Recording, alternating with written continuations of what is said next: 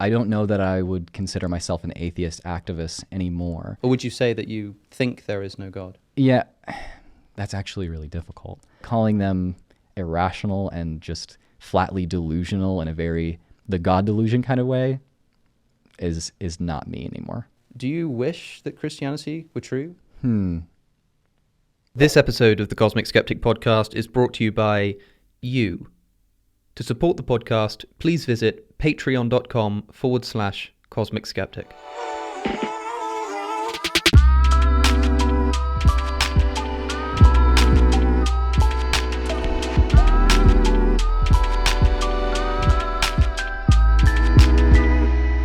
So welcome back, everybody, to the Cosmic Skeptic podcast. Today, I am joined by the one and only genetically modified skeptic, real name, of course, Drew McCoy. Yep. Now, arguably, the biggest channel in YouTube, atheism, unless we count people like TJ Kirk, but I don't think he's as watchable as maybe he used to be. Current channel. Yeah. I just wanted to start by saying I'm not bitter about it at all. I don't care that you overtook me in subscribers. We can still be friends. I would have talked to you not just for the clout, but just for the conversation. Exactly. But congratulations on surpassing 500,000 Yeah, subscribers. The first of our niche to do it. I wonder what you attribute that success to. I mean, you've done pretty well. Recently, you've had a lot of videos that are doing very well, and I wonder if there's a kind of formula that you're following that's been working recently, or what you think it's down to.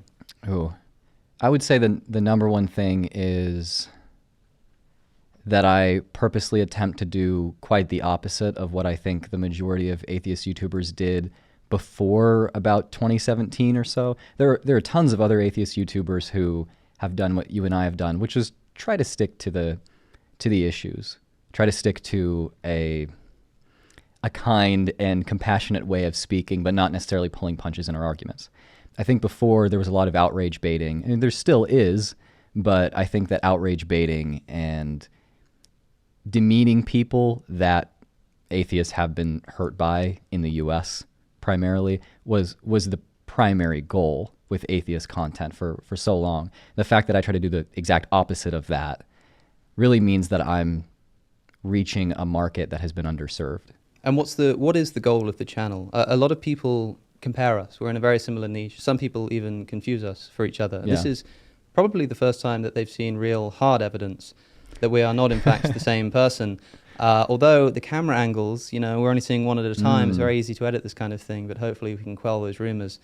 But although we're in the same niche and we talk about the same kind of stuff and we're both adjective skeptic, I feel as though we're kind of doing different things, and I think you'd agree. My goal with the channel has always been something like philosophy communication. I was really interested in philosophical argument, and I think that if I have a talent for anything, it might be explaining things. And I thought, well, here's an opportunity to take these wonderful arguments that people might have considered but not have understood or maybe haven't come across, and just get them into the conversation on the YouTube space.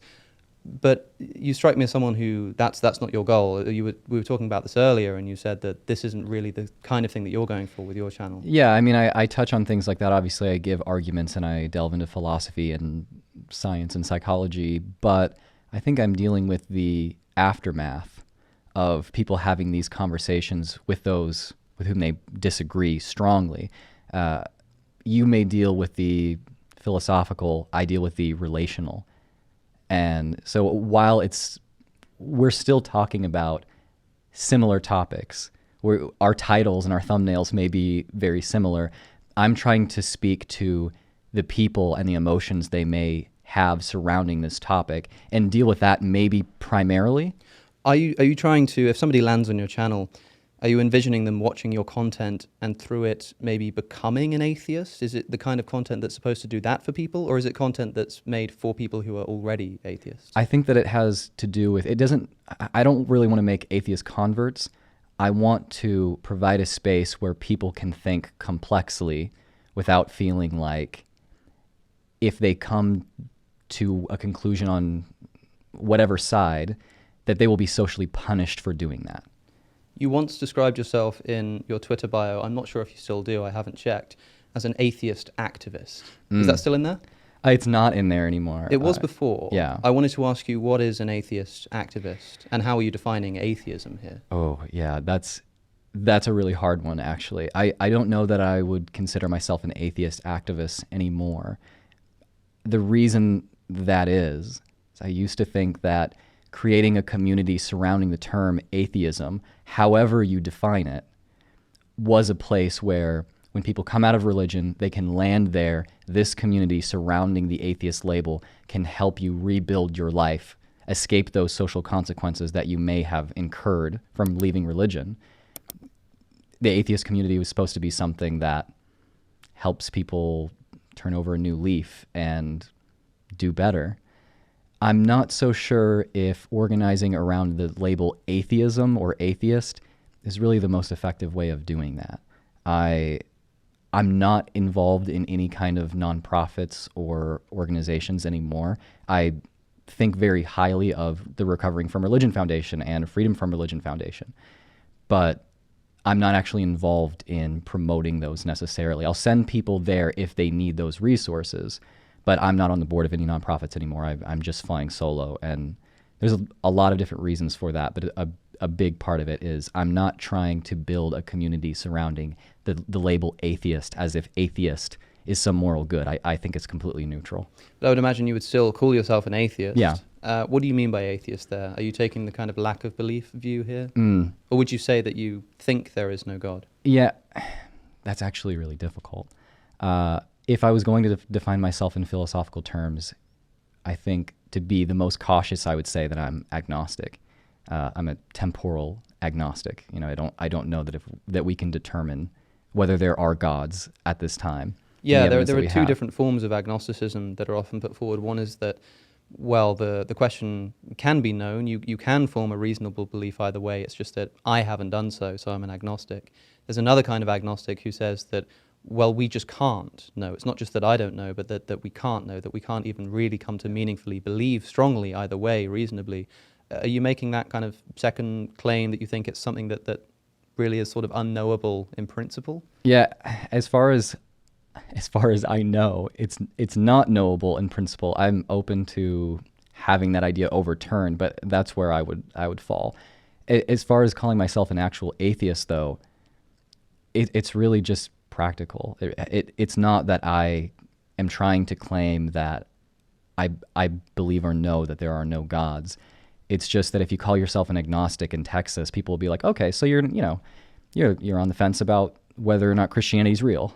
Like, no, That's not quite right. with specific, well-defined gods, no, I'm not on the fence. I see. I guess I'm interested in kind of the sustaining cause of your position, because you can talk about, and you've made videos before talking about why you became an atheist, why you are an atheist at this particular time in your life, but of course you also stay this way. And for myself, I've always been an agnostic, probably an agnostic leaning towards strong atheism. I've said that before. This was because I thought there were no real good arguments either way. Now I feel like there are good arguments going both ways, but they kind of have equal force. And I wonder which of those positions you take. Do you think that there are good reasons to think that there might be no God, but there are also other reasons and it's all just a bit too complicated? Or do you just think that none of the arguments really do it for you? Is there anything that you would put forward if you were to defend a sort of atheism? Is there something that does speak to you that you could put forward and say, this is something that kind of pushes me in that direction? If I was going to try to make a positive case, I would not be doing so by making philosophical arguments necessarily. I think I'd point to psychology and sociology, the creation of gods, that gods are something that began. Yahweh had a beginning, therefore. Gods were not something that necessarily always existed. We can track the evolution of specific gods, at least, throughout time, see how cultural influences, governmental influences change the conceptions of gods. If I was going to make a positive argument, to say that gods do not exist, or that gods, more accurately, are an invention of man, that's the angle I would come at. As far as philosophy, that's not something that I regularly study in particular depth. And maybe I know more about philosophy than average, but I'm much more interested in psychology, sociology, anthropology. So it's kind of looking at the nature of religious belief as a sociological, psychological construct that makes you think this seems unreal. And you say it's maybe something to do with the fact that gods seem to have been invented throughout history, that you have this idea of particular gods not existing in the minds of very early human beings. Certainly before human beings existed, there was no such conception, and that these kind of came about as a result of the human mind. I think some people would want to ask I guess if we kind of like assume the religious hypothesis that there is this God who's always existed, and sure, he hasn't always been present in the minds of human beings, but the fact that the human mind has this seeming predisposition to, as you would say, create gods, but there seems to be something about the numinous that attracts humans across cultures. Basically, any culture we discover seems to have had some conception of the divine. Now, of course, it's easy enough to imagine that these have just been invented by their minds. There might be something about human nature that makes it such that they need to have some spiritual guidance or something. But there could at least be an argument that says that, sure, the human mind seems to only latch on to this idea of God at a particular point, but maybe that's just because there is this God who was slowly designing the psychological structure that would come to be able to understand him. And I wonder what you would think to that kind of approach of explaining away this sustaining cause of atheism. If there was data or some kind of archaeological record that reflected that, then I would be happy to say that I think that that's more likely. Sure, that's a hypothesis. I would love to be able to see if we can test that somehow, see if we can back up that hypothesis somehow. But until we can get to that point, I'm not completely sure if that's as tenable as the idea that gods do actually evolve. Yeah, I mean, I guess we have two competing hypotheses here, and as long as we don't have particularly good reason to accept either, we should remain in a position of agnosticism. Yeah, and it's not a sure thing that gods are entirely invented by the mind. I mean, historical and archaeological records only go back so far, and certainly we had the capacity to imagine or worship or commune with gods or have some kind of spiritual experience far before any of that material evidence materialized. Now, a lot of people have made a great deal throughout history of saying that, yes, gods are invented by human beings, and they're invented in order to control and to oppress and to cause wars and to cause tragedy and to hold people in bondage, and unquestionably so. I find that a lot of the time when someone jumps on the I'm not convinced of God's existence line of thinking, there's this tendency or a temptation to join a team of you find like a community online, and a great deal of that community says that not only is religion untrue, but it's also harmful. Right. But of course these can be pulled apart. That you can be a reluctant atheist, a non-resistant non-believer, as I describe myself. Yeah. I wonder about your views on this, whether you think that religion, true or not, is something worth having, at least in some form, or if you would describe yourself as something of an anti-theist. That's what that was the topic of our first collaboration, actually. Even if religion isn't necessarily true, is it useful? I had a different opinion of it then. I don't know if I'd say strongly, but I was happy to call myself an anti-theist then when I had first started. And a big part of it was leaving a religious team, and joining a new team, which was the atheist movement, new atheism, whatever you want to call it. And especially since I've fallen away from being involved with organizations like that, I have not found myself tempted to call myself an anti-theist. And frankly, I just don't think that it can be demonstrated that in all cases believing in a theistic God or supernatural conception of any kind is inherently harmful. And that seemed to be the central claim of those who call themselves anti-theists. I don't align with that now. Do you think that historically religion has done more harm than good? I'm not sure that it can be quantified well enough to say either way. It's kind of like, has agriculture done more harm than good? It's like, well, if it weren't for agriculture, we probably wouldn't have climate change. I see what you mean.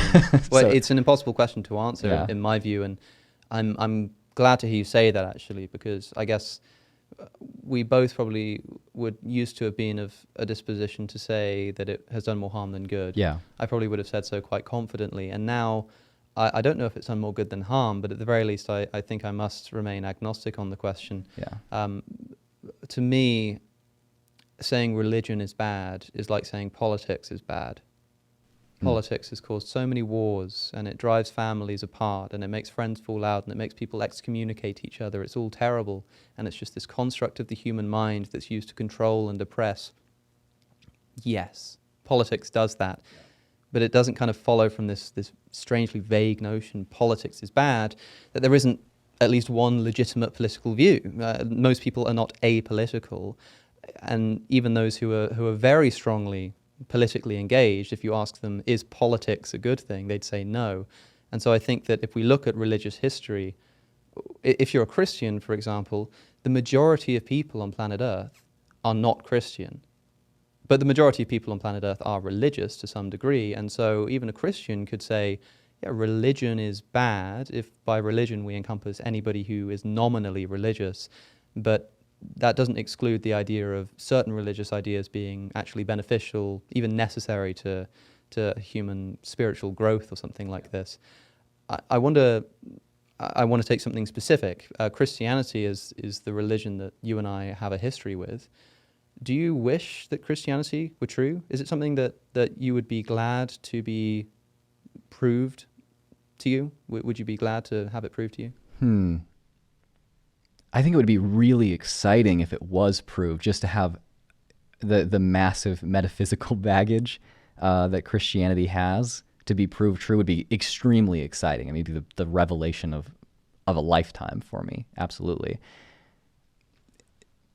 It depends on how you define Christianity. So let's take a kind of minimal approach to this. Let's say that I could prove to you that there was a man called Jesus who died on a cross, rose from the dead, and that in some way by doing so, as long as you kind of are confident that this happened and are willing to accept it, you are able to inherit eternal life, kind of happy, non-physical existence, or like newly physical existence after you die, and in accordance with the will of the Father of Christianity. Would you like this?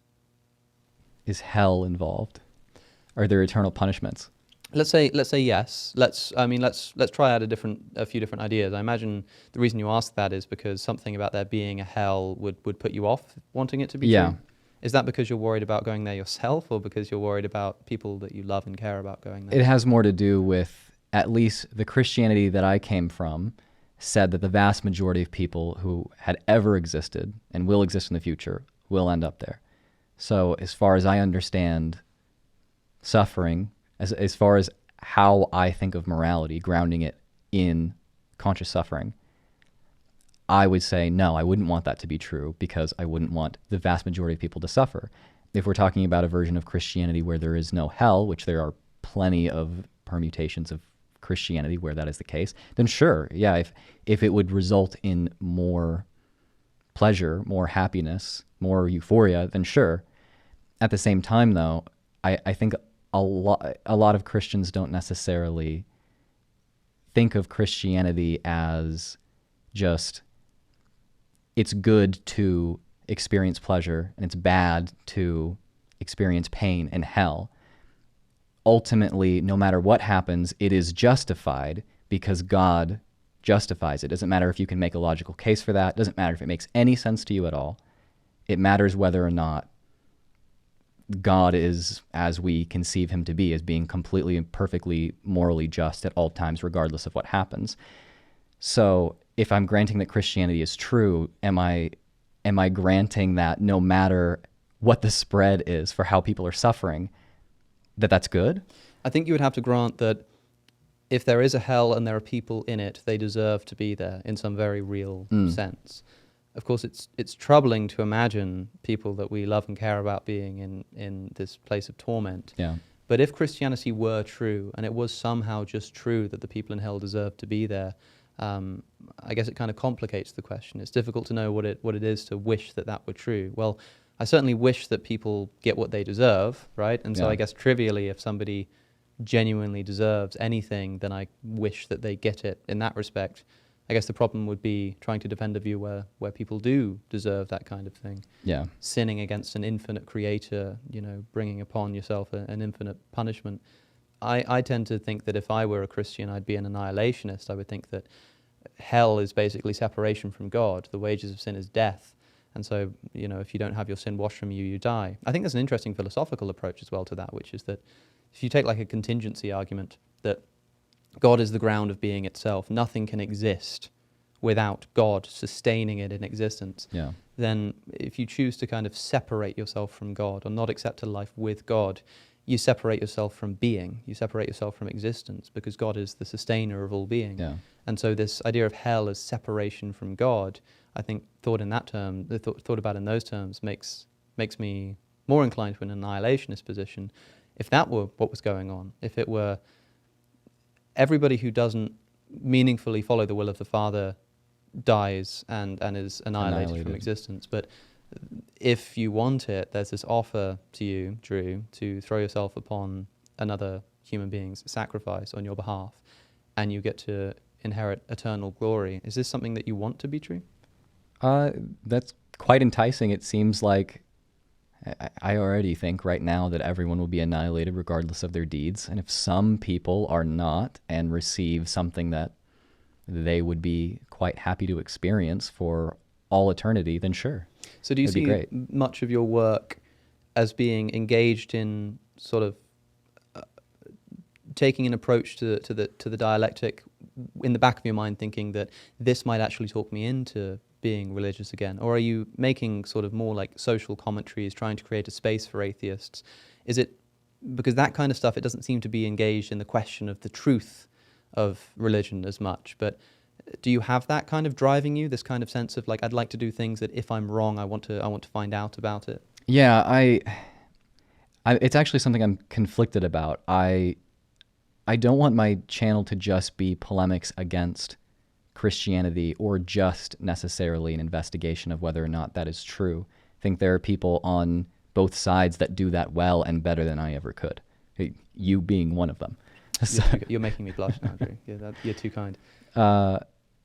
If I'm engaging in trying to debunk Christianity or just tear Christianity apart, I'm not sure if that fits particularly well with me saying that it's not inherently a problem to believe in the supernatural or to be a Christian.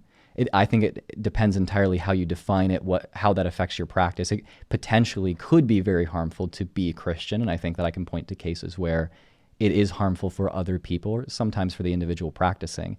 But yeah, I'm conflicted of whether or not I want to convince people, oh, Christianity is not true, more than just provide that space.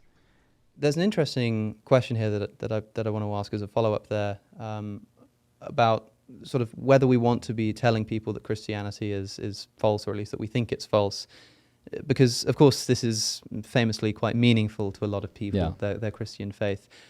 And there's a strong culture in some Christian circles that atheism is incredibly dangerous. It's spiritually dangerous, it's socially dangerous, it's morally dangerous. Of course, we think that they exaggerate, but what are the dangers involved on all of those kind of three dimensions of thought with becoming an atheist? What is it that, are there things about becoming an atheist that you wouldn't kind of parade, you wouldn't put at the forefront and say it's something that's kind of like a negative effect of being an atheist that comes along with it? No, I'm glad that you asked the question, because it's something that I have to contemplate every time I make content that is propping up atheism as something that's valid. And that is, I don't think that we, at least in the US, in the context that I'm experienced in, have very good communities to replace, not to say that religion in every aspect of someone's life has to be replaced, but say that someone comes out of evangelical Christianity like I did, and they're looking for a place to land. I'm not sure that the atheist community has historically been the greatest place for those people to land. Sometimes it works out great. I've seen people really thrive because of the resources they've received within the atheist community. And some people have experienced pretty extreme bigotry. And having a place to land for people, whether or not we have spaces for people to land, for people to pick their lives back up, really determines my answer on whether or not I think that atheism is something that I would encourage someone to pursue in spite of their previous religious leanings. I don't think that being an atheist is inherently any way morally or as far as mental health goes. It doesn't have any innate effects, inherent effects on mental health or whatever. But the social context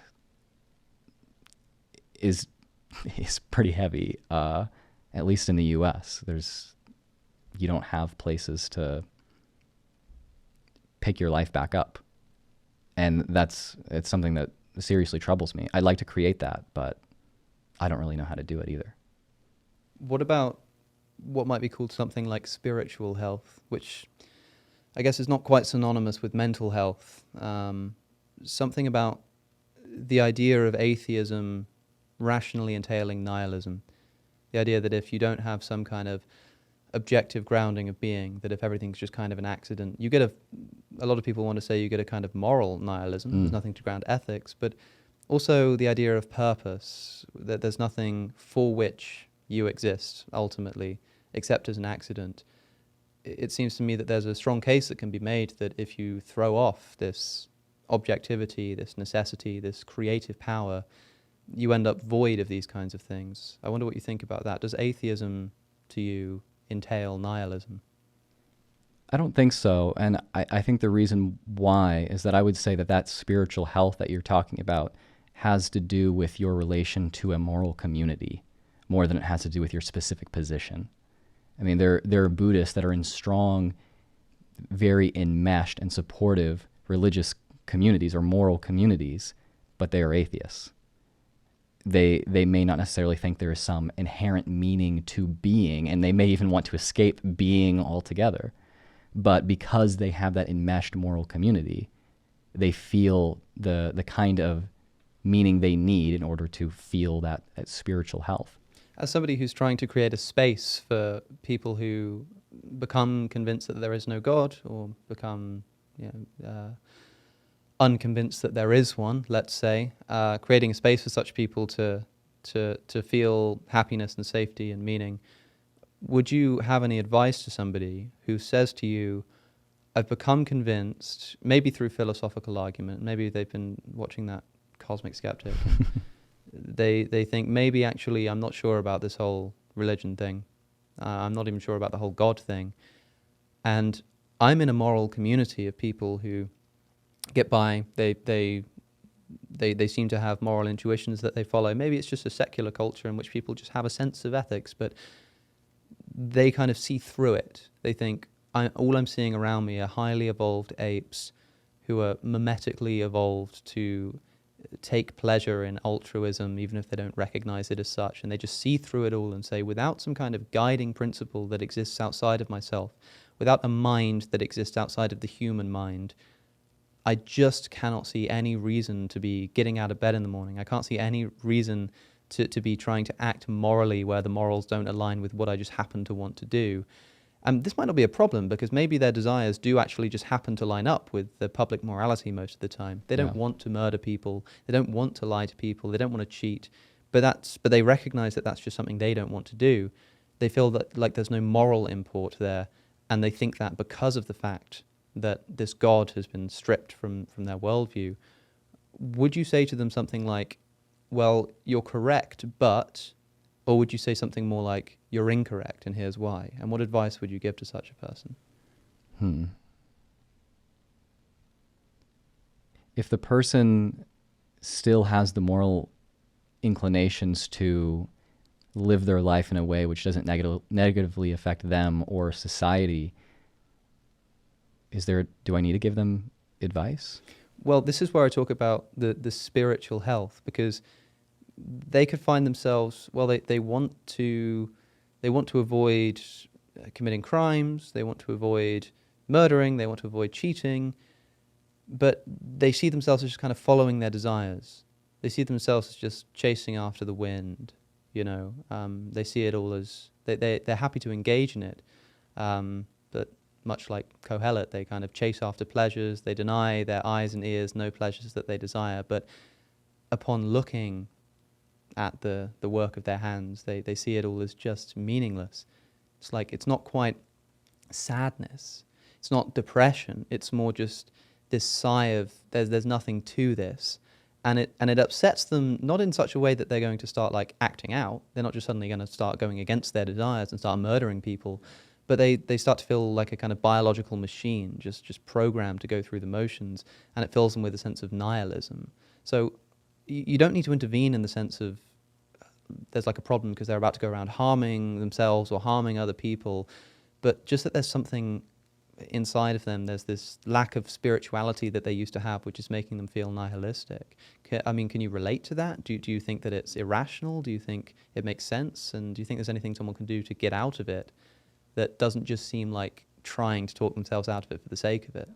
I would say to that person that mental health doesn't ultimately come from some enlightened state that you experience within your being.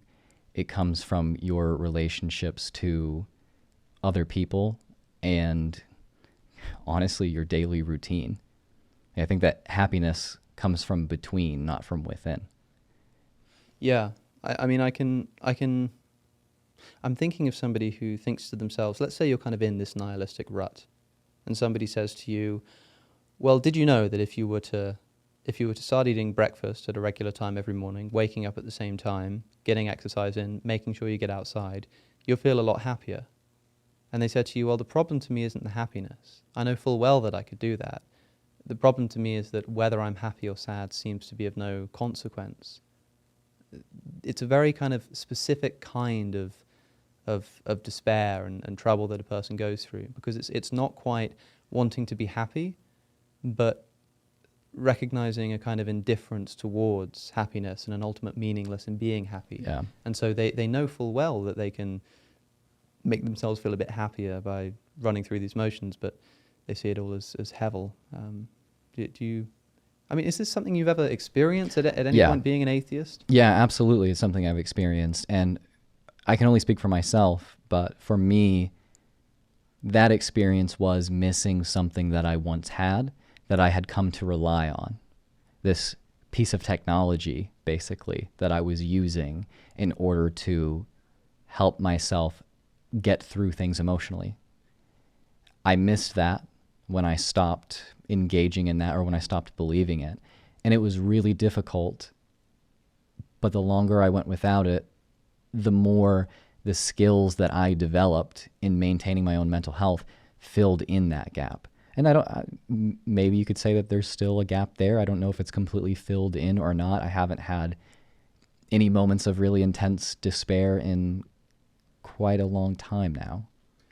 If somebody were to say that they're not really convinced that God exists, but they're willing to take a kind of Pascalian wager, that is, they say, well, I figured out that if I just go to church every single week, join a prayer group, study the Bible, read only Christian literature, specifically avoid listening to criticisms, unsubscribe from your channel, the likelihood is I'll end up talking myself into Christianity. Mm-hmm. This is just how human psychology works. Yeah. I'll end up believing this in some way or another, and I think I'll be a lot happier doing so.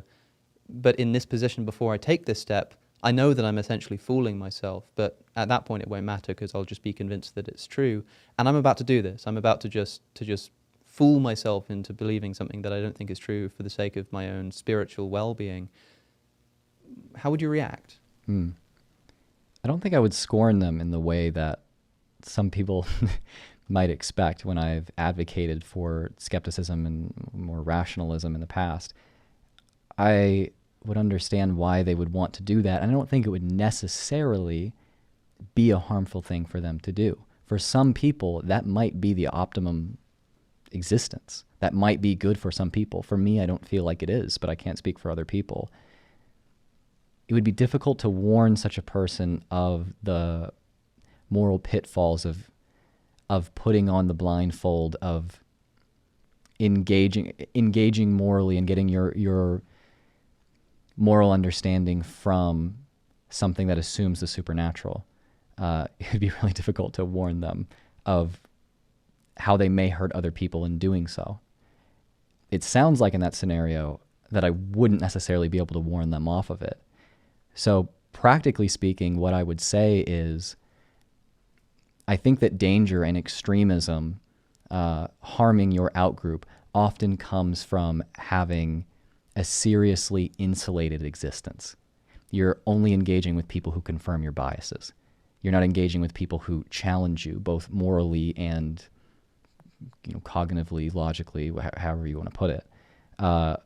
So I would say go ahead, and if that gives you meaning, if that makes you feel better, sure, do it, but I would ask you not to cut off all influences from the outside.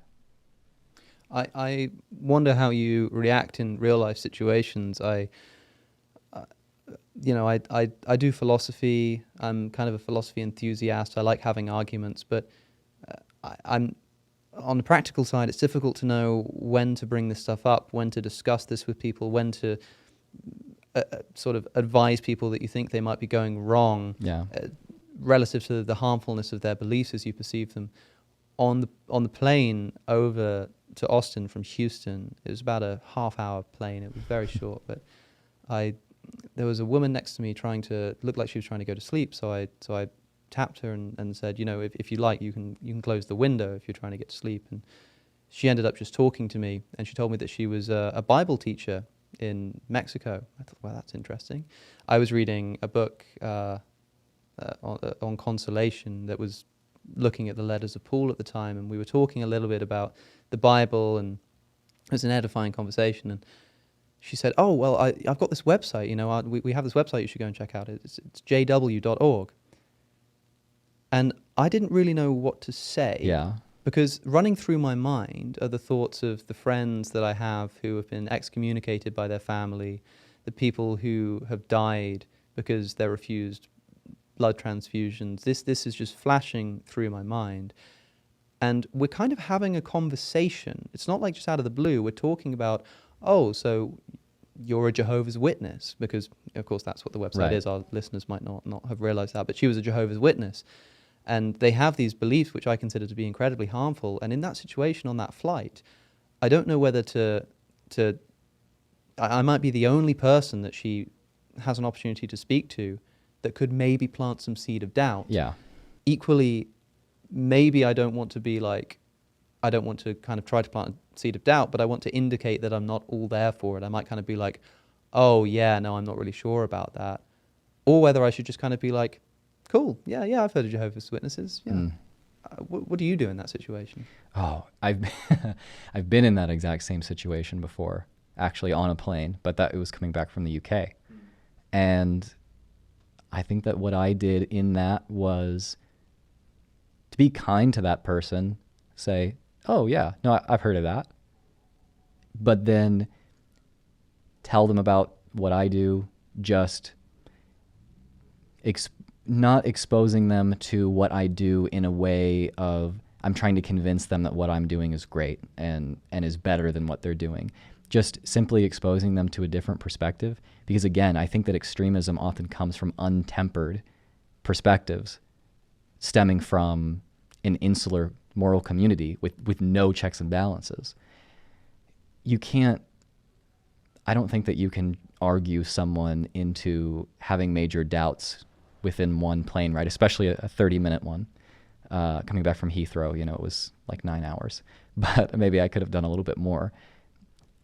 I think the best thing to do is probably just to show them that you are someone who has some different values and that you are as human and as kind and compassionate as they are capable of being. That is the biggest seed of doubt you can possibly plant in someone's mind if they come from an extremely insular moral community, to show that you are moral as well. Has there been any point during, I want to say the course of your channel, because that's probably where you've been mostly engaging with people on this level, but I guess since the beginning of your atheism as a whole, has it ebbed and flowed? Have there been any points at which you felt yourself being even marginally pulled back towards theism or Christianity in particular? Or have you always been quite steadfastly atheist since the day that you became one? I think as far as my confidence that the supernatural, or specifically gods, exist, I have always been about the same. really the thing that's changed has just been my orientation toward the question of, is it harmful to believe those things if I don't think that there's good reason to think that they're real?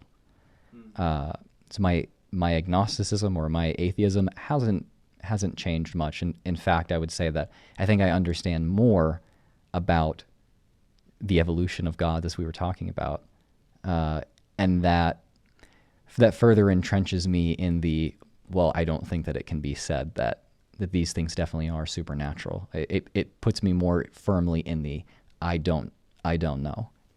You said that your channel is more about the practical import of religion and the social context of becoming an atheist, particularly in the United States, than it is discussing the philosophy of religion or even discussing the truth of religion. Would you agree with that? Yeah, and I would say that my channel has become that progressively over time. I don't think it was so much that at the beginning.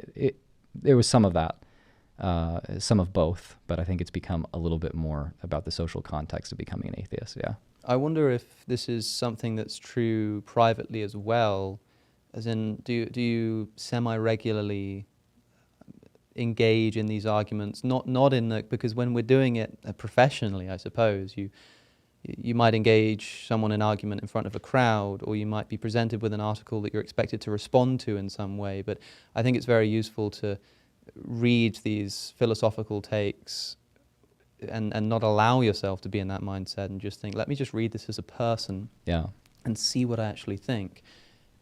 Is that something that you still do as much as you used to, or as your channel moved away from that, do you not do that as much? Oh, I think I do it more. I think I do it more now. I think it's actually something that has made me more sympathetic to religious perspectives, is doing that, putting myself in the shoes of someone who's trying to come at this, again, like maybe for the first time, or just coming at this as a person, like you said, not as a content creator or as an atheist necessarily. I think because I've done a lot of healing with my own trauma in coming out of religion, I'm able to be more sympathetic. I don't want to say that I'm less biased, because it's the moment you say that, you come off like a moron. Maybe I am just as biased, but I can appreciate the attraction to these ideas more and can find them beautiful, even though I don't necessarily accept them. I haven't come closer to accepting these ideas as true, but I can appreciate their value. That's what I was about to ask. When you say something like, you said something to the effect of, I'm becoming sort of more sympathetic towards theism, that can be read in two ways. There's the sympathy of the kind of saying, I understand why somebody would think this.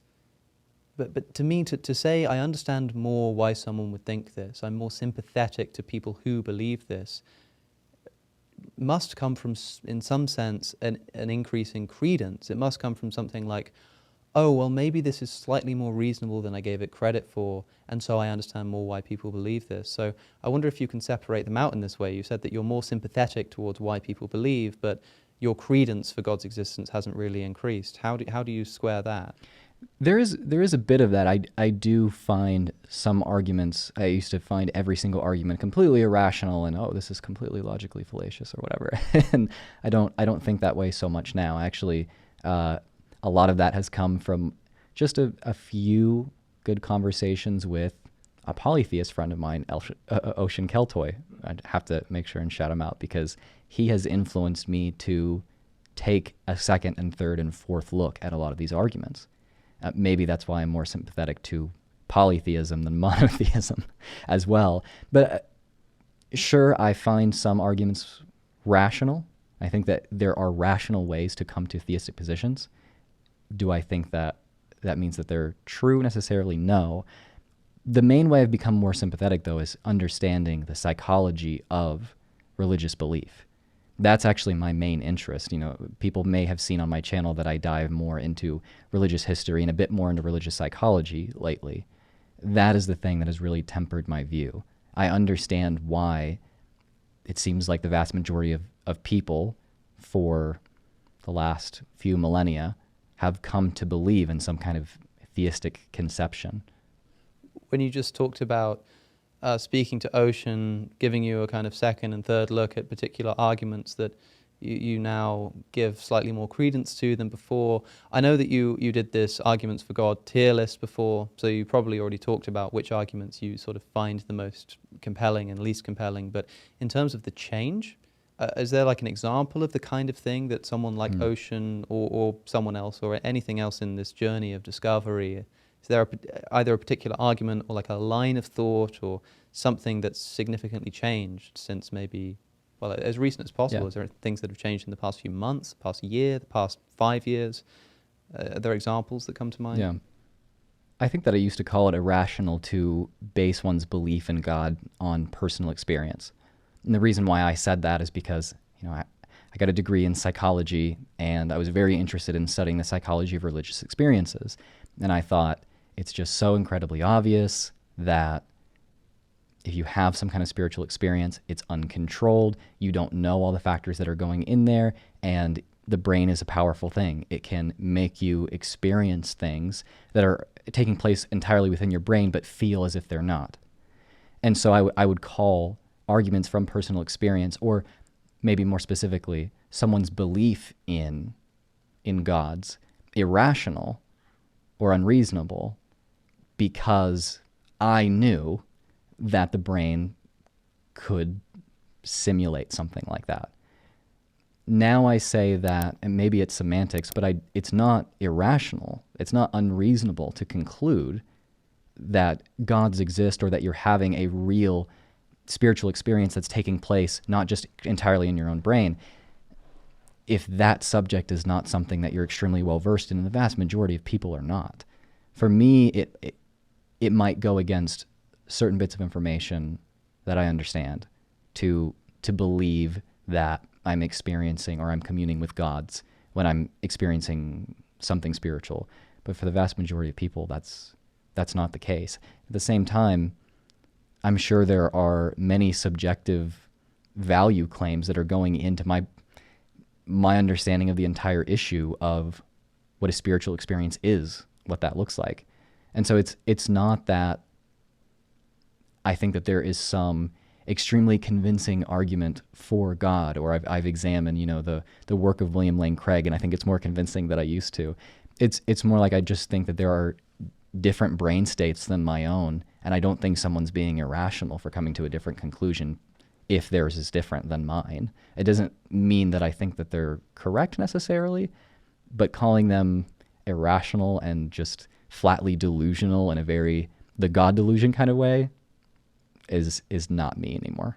No. Yeah, there's this religious experience element of confusing, I think, somebody coming to belief through religious experience, which I think makes perfect sense and is, in my view, the only real way that I think I certainly would ever be able to come to religious belief, would be through some personal experience. And that's oftentimes when you ask somebody, what would convince you that God exists, even when they answer it sarcastically and say, well, God writes his name across the sky or something. This is a form of religious experience. Yeah. And so people seem to implicitly recognize this. And you imply that you've become a bit, well, there's confusing that with using religious experience as an argument as to why other people should believe in God. Yeah. In a debate context, if somebody says, well, here's a religious experience that occurred either to me or to the apostles or to, Saul of Tarsus, and from that we can conclude that the best explanation is that religion is accurate or that God exists. I think that confusion is an important one, because you can say that form of argument is terrible and indeed irrational, without saying that forming a personal belief on the basis of a personal experience is itself irrational. Right. I wonder if there's anything in this entire realm of argument, which I know you say you're kind of moving away from or don't talk about as much now, but if you say you're kind of looking at it privately, I wonder, maybe there isn't, I'm not sure, but of any of the kind of approaches, contingency arguments and fine-tuning arguments, ontological arguments, is there anything that you think is somewhat plausible, or is there anything in that body of thought, not in terms of the rationality of another person coming to belief from a psychological perspective, but in terms of your own views, is there anything that's changed in that arena, something that you used to think that for yourself, this is never going to convince me, and now you think, well, it still doesn't convince me, but maybe I need to give it a bit more thought? Yeah. I can't think of any specific arguments for theism that I found more credible in the way that we're talking about, not just for an individual, but largely For you. I wouldn't say so, but that also may have to do with the fact that I study those things less now, and I study the psychology of it a lot more, the history of religion, the psychology of religion more. That may be something that I have to get back to you on. Sure. And so you're the sort of future of the channel of genetically modified skeptic. Can we expect to see more in terms of psychological analyses of religious belief, more about, you've been doing a lot on like history recently, the history of the canonization process and the Gospels and this kind of thing. Is that what we can expect more of, or is there other stuff that you've got kind of in the works? Like, what's the approach that you see the channel going in? Yeah, I'll definitely be keeping the personal approach, talking about my own experience and my own healing process. That will remain in my content.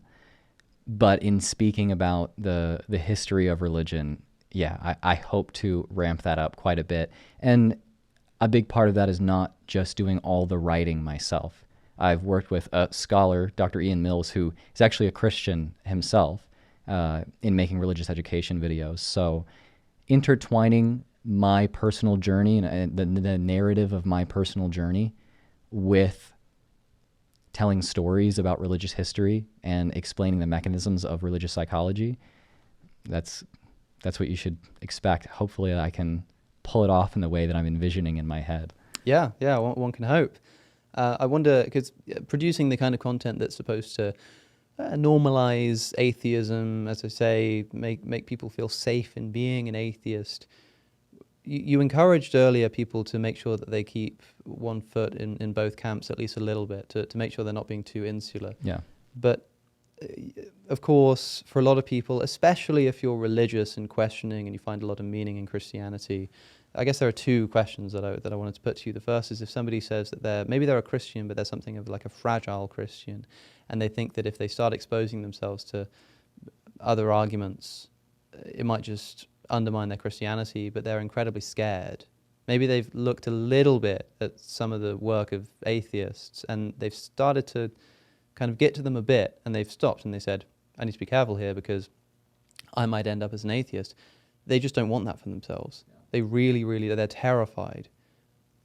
Does that person have some kind of like obligation to keep engaging with it anyway? Or do you think they're justified in becoming a bit more insular?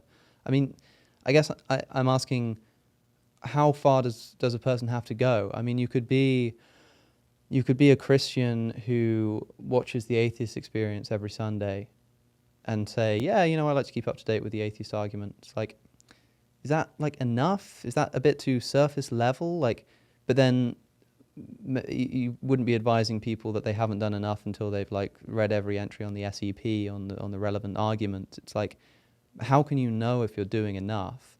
And what if there's somebody who just doesn't want to do that for fear of losing something very important to them? Addressing the first bit of that is difficult because I don't think I can propose a model of perfect epistemic responsibility. But to the person who is incredibly afraid of engaging with things outside of their moral community and maybe tempering their views a bit, I would say that fear is something that comes from your insular moral community itself, and rather than coming from a genuine, your brain or whatever, genuinely warning you that something might be wrong, there might be a real threat, it's a bit of technology, it's a bit of social technology that insular moral groups use to keep people insular, to keep people in those groups. So I would say that if you engage with people outside of your group, you temper your views a bit, that fear will actually subside. It seems like it's going to get worse. When I first started really questioning, I felt like I was dangling over a pit that I couldn't see the bottom of. But once I decided, you know what, I'm going to let go of this branch and drop into it, I realized my feet were kind of on the ground already. There was no real drop. That's what I want to tell someone that is struggling there. Perfect epistemological responsibility, I can't dish out. I can't tell you how to do that. But being afraid to question what you think is, I don't think it's particularly warranted. What advice would you give to somebody who is, maybe they're on the fence, but for kind of want of trying, they just haven't really engaged with this kind of stuff before? Maybe they're a devout Christian or a Muslim or some other religious persuasion, and they think to themselves, yeah, you know what, you're right. Like, okay, maybe I should start questioning this kind of stuff. What does this look like in practice? Where does a person start? What's the first thing about the belief to question, and where do they go to question it? I think the first step of that is not surrounding yourself with people who exclusively confirm your biases. It's not going and learning about logical fallacies or cognitive biases or something. It's really not what critical thinking looks like. I think that atheist YouTube has been responsible for perpetuating the idea that you're a critical thinker if you understand logical fallacies, which people of all stripes are able to understand those quite well and apply them well. Having a community around you that differs in their paradigm about whatever important issue you want to become a little bit more objective on. So the first step is surrounding yourself with people with a diversity of views. From there, reading a diversity of literature. Hard for me to exactly recommend how to find something that's particularly reputable, but I guess I'm imagining somebody sort of watching at home who says, okay, like, yeah, I want to question this, but maybe they just live in an insular community, because you can say, well, you know, start hanging out with atheists or something, but they don't know any atheists. Where are they going to find an atheist? And even so, how are they going to like just inject themselves into their like social group? So maybe for some reason that's kind of off the cards, and all they really have is like the internet. Yeah. Maybe they have an internet connection. Maybe they have access to a library. It's like, sure, so you could read a book about the psychology of religion. You could read a book about the history of Christianity. You could read a book about philosophical arguments for the existence of God. You could read a book or watch a video or a podcast about whether there can be objective morality without God, because maybe that's one of your big problems. I wonder what you think somebody should start with. God, this is me seriously tooting both of our own horns. YouTube is actually not a bad place to start. Starting with educational content on YouTube is kind of great. It's extremely accessible to people that are of various levels of education. And there are people out there that are trying to reach diverse audiences, have people like this in mind when they're creating their educational content. So starting on YouTube with, if you want to learn about the history of religion, the YouTube channel Religion for Breakfast, taught by Dr. Andrew Henry, fantastic place to start. If you are a Christian and you want to learn about some of the, I won't say skeletons in the closet, but some things that were a little bit more inconvenient for mainline sects to talk about, look up Esoterica, fantastic channel, Dr. Justin Sledge. If you're an atheist, check out Reasonable Faith. I think starting on YouTube, starting with that content, the content that is popping up faster and faster now, is great, and you will find pieces of literature that are a bit more fleshed out from there. I mean, I only found out about the work of Jonathan Haidt because some YouTubers recommended it to me. I consumed a bunch of psychology videos and eventually found out about the righteous mind. And if anyone can't tell, based on what I've said so far, the righteous mind, Jonathan Haidt's work, has seriously influenced me and actually kind of almost single-handedly turned me from being an anti-theist to not so much. That almost preempts my next and probably final question, which was going to be about essentially a book recommendation. I was going to say, if there's one book that you could put in the hand of a believer And I suppose maybe one book or other kind of literature that you could put in the hands of an atheist. And I'm imagining an atheist who hasn't really engaged and a believer who hasn't really engaged. What would they be? Would it be The Righteous Mind? I think it would be The Righteous Mind for both. Mm. Yeah, it's specifically for the atheist, at least. Reading the chapter "Religion is a Team Sport" near the end of the book, the last third of the book, is fantastic. There's quite a bit of information that, if you really want to absorb what that chapter says, that you learn beforehand, which precedes that chapter in the book, but can change you from thinking that religion is just a set of pernicious memes and acts solely as a parasite in the way that I think the God delusion made a lot of us think, to thinking, oh, religion might be adaptive. And that doesn't mean that religion is perfectly acceptable and great and we shouldn't criticize it in any way for any reason. No, just tempering your perspective and realizing maybe religion is a bit more complicated than I originally thought. I should engage with this in a more nuanced way, realizing that deconverting people isn't necessarily the moral good that I was thinking that it was. Well, I will make sure that The Righteous Mind is linked in the description so that anybody watching this on YouTube can go down and purchase it if they haven't read it already. As I will also make sure that any other things that are referenced or talked about that are relevant will be linked in the description, including, of course, your own channel, Genetically Modified Skeptic. People can find you on YouTube if they haven't already.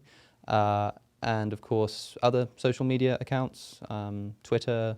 Don't know if you're a big user of... I'm basically off other forms of social media. I've really just focused on YouTube for a while. Good for you. Social media is a hellhole that Yeah. I'm trying to dig myself out of every single day. But YouTube's the main place. Yeah. And I'll make sure that's linked in the description. And Drew, thanks for coming on. I can't believe it's been this long before Almost 3 having years, you yeah. on the podcast. I think we planned to record a long time ago, but for various reasons, like not being able to come out due to COVID, the pandemic, Yeah. and I'm glad that we got to sit down and do it in person, because I think it's a much more meaningful conversation that way, and hopefully people will stop saying that we're the same person now. But you never know. Maybe we're just encouraging people. That's pretty good timing, isn't it? That the camera seems to have just died. But that's fine, because they don't need to see your face anymore, because I'm about to do my outro. I'll just say I appreciate the challenge. This was being challenged by my contemporary in this, my main peer in this niche is fantastic. I think we should be challenging each other. Yeah, no, that's what we like to do here at the Cosmic Skeptic podcast and Patreon account, which you can support via the link in the description. Seriously, everything that I do, as I like to remind you at the end of these videos, is supported by you on patreon.com/CosmicSkeptic. So if you like this kind of content, please do consider becoming a supporter and allowing me to keep traveling around the world and talking to wonderful people. And a special thanks, as always, of course, I nearly forgot, to my top tier patrons who really do help to keep the channel afloat. With that said, I have, as always, been Alex O'Connor. Today, I've been in conversation with Drew McCoy, and you've been watching the Cosmic Skeptic podcast.